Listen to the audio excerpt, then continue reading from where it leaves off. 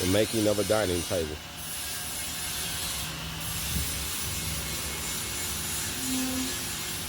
The King David. Hold on.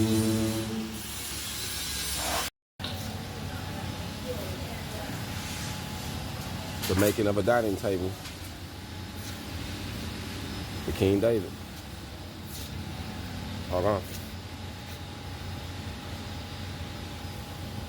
The importance of learning how to use a tape measure. You can build things with it, family. You can build things. This is a dining table bottom. I call this the King David because it got the crown on it. This is the dining table bottom, and this is the dining table top. All of this is done out of fabrication. Fabrication.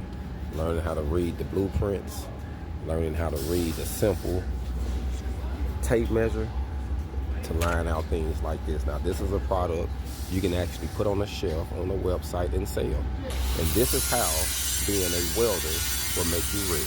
Hold on.